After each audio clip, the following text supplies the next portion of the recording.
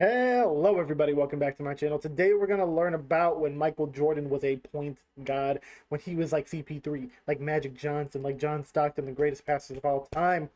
This is a video by Johnny Arnett. Original video down in the description. If you're new here, I'm doing a first deep dive of my life on Michael Jeffrey Jordan, learning why he's the GOAT. And the point guard aspect of his career is often frowned upon, dude. People are like, Braun was a better playmaker. Magic was a better playmaker. Like these guys who are also in the top 10. Larry Bird was a better playmaker than Michael Jordan. But I want to learn more about why Michael Jordan had a stretch of his life when he was the greatest point guard of all time. Let's go.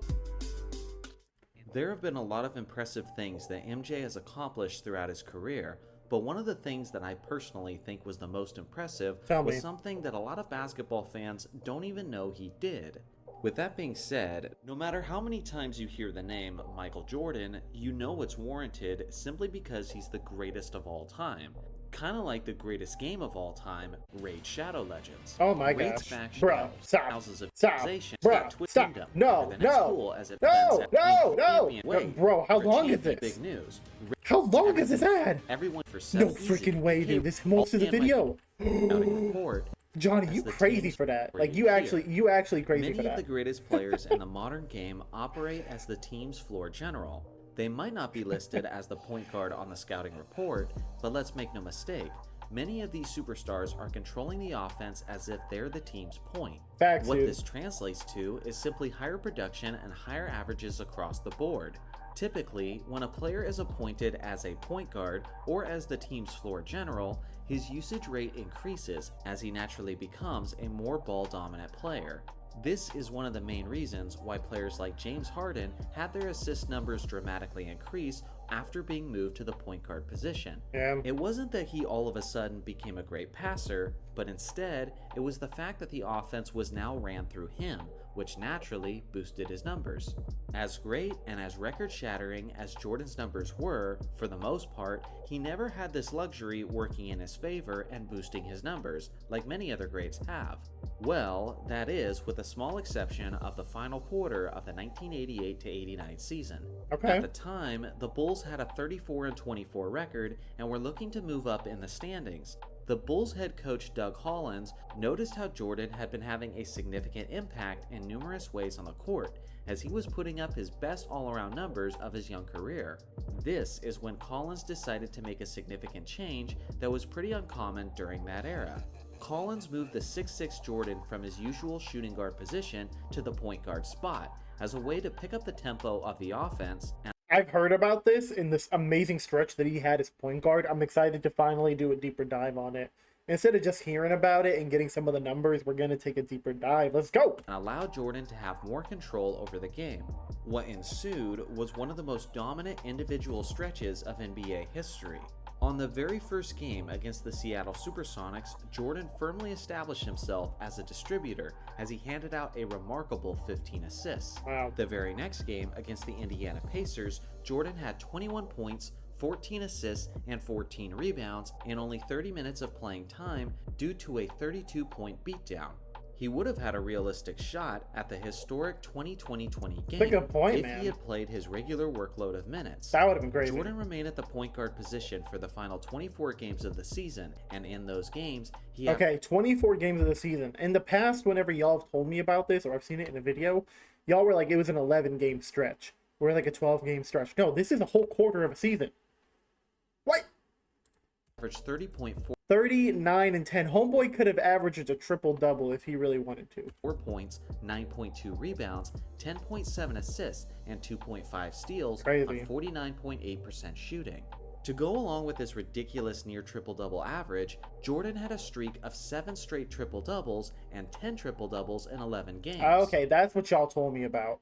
But for some reason, I thought that it was just an 11-game stretch. He was the point guard. Nah, dude, it was 24-game stretch. In the game that Jordan didn't get a triple-double, he poured in 40 points, 11 assists, and 7 rebounds on 61.1% shooting. On another night, in a 15-point victory against the Blazers, Jordan dropped 34 points, 17 assists, 7 rebounds, and 6 steals on 50% shooting. Those 17 assists were his career high. Wow. This game against Portland was also the beginning of an incredible streak that I rarely hear anyone mention. Over a 12-game stretch, Jordan had at least 10 assists in every single contest. To put in perspective just how incredible that 12-game streak is, consider the fact that all-time great distributors and stat stuffers like Oscar Robertson, Russell Westbrook, James Harden, and Jason Kidd have never had a streak longer than MJ's of games with at least 10 assists. Wow. To put it simply, Michael Jordan wasn't just great at the That is shocking to me. What? guard position, but he appeared to be playing like he was the greatest point guard of all time. This was just one end of the court though.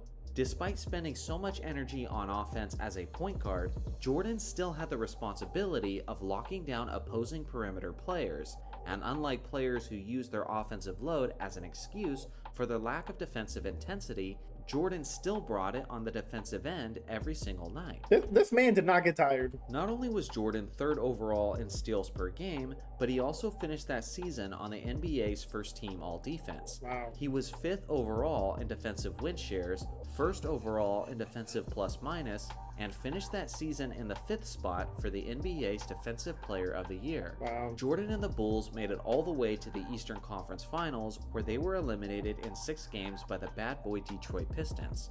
After yet another defeat at the hand of Detroit, Chicago's management decided that it was time to shake things up and fired Doug Collins from his head coaching position. No! He was replaced with the legendary Phil Jackson. Dude, we could have got more MJ at point guard if Doug didn't get fired. But I think it's worth it because, you know, what Phil did. Thus, the triangle offense was implemented, Yeah. and Jordan's days as a point guard were now behind him. Jordan's numbers at the point were utterly insane, but let's be honest, his numbers earlier that season, before he switched positions, were pretty nuts too. Yeah, but he ended up with about 4 more assists per game, almost 2 more rebounds per game, less scoring, but he's getting more points on the board by assisting more to the teammates, so... The major what-if question that this video raises is what if Jordan had remained at the point guard position throughout his career? Right. How would that have affected his career numbers? Well, at the very least, we can make an educated guess based on how Jordan's numbers adjusted during the 1989 season. You'll see that from his 57 games as the shooting guard to his 24 games as the point guard, his scoring decreased by about 9%. His rebounding increased by around 17%. Dang. And his assists dramatically increased by a whopping 35%. You know, people make the argument that, LeBron's go case is that he's more well-rounded, better rebounder, better playmaker, can defend more positions better than Jordan could just because of the size difference. But I feel like this goes to show you that if MJ wanted to be more well-rounded, he could have been. But he played in the triangle system. He played in a system that didn't allow for him to do everything. You know what I mean? So this is pretty cool. So now, if we take those same percentages and apply them to Jordan's career numbers, we're now looking at averages of 27.4 points, 7.3 rebounds, and 7.2 assists per game. Okay, do y'all think that these numbers here look better or worse than what he ended up averaging for his career? Because his actual ones were like 30 points per game, and then slightly less rebound, slightly less assist. I don't know, dude. These numbers look a lot like Bron's numbers. So Michael Jordan would have just been Bron if he was more of a playmaker, as far as like career averages. What I can't help but notice is how Jordan's career numbers as a point guard are strikingly similar to another all-time great who consistently ran his offense like a quarterback, and that is LeBron James. Dang, Johnny and I are on the same wavelength, dude. With MJ's adjusted averages, their career numbers are now nearly identical to one Yeah. another. Obviously, over time, this change in play style could have affected other aspects of Jordan's game, like an increase in turnovers, potentially more injuries due to his increased workload, Yeah. and maybe he even wins less championships as a point guard rather than playing within the system of the triangle offense. Perhaps. It's impossible to say for sure, but at the very least, this perfectly summarizes how a player's perception, production, and impact can dramatically change with a simple switch of a position. So what do you guys think? If Jordan had remained at the point guard position, how would it have ultimately affected his career? Would we have been referring to him or Magic Johnson as the greatest point guard of all time? Let me know your thoughts in the comments section below. Thanks for watching as always. I mean, I definitely think he had a case for best point guard of all time. Because if you're averaging 9 to 10 assists for a full season, for multiple seasons, like if he just kept doing, like if Doug Collins didn't get fired and Doug was like, "Yo, we played great with MJ at the point guard. Let's keep doing that." I don't like. It's hard to say what would have happened with like the triangle offense was so revolutionary and it led to all these championships. I don't know if they would have won the same number with Doug Collins as their coach. Maybe they would have. Maybe they would have won more. I don't know. But I think what the most important thing here is that it raises the question: could MJ have been the greatest point guard of all time? Maybe. I think with a lot of players, you can make the argument that MJ chose to be more of a scorer because that's what the system around him needed from him. So Jordan's the greatest scorer of all time. Could he have been the greatest playmaker of all time? Perhaps. Could he have been the best defensive player of all time? Perhaps. Could he have been the best at so many other categories? Maybe. But he chose to be the best at what he was at the best at, which is pretty much everything. Well-rounded as far as everything. And I think that worked out best for him. A well-rounded Jordan, I think, is probably better than a more ball-dominant Jordan who's looking to play make. I think whatever happened in his career probably happened for the best with Phil Jackson. But it's interesting to see what could have happened if he was a point guard majority of the time.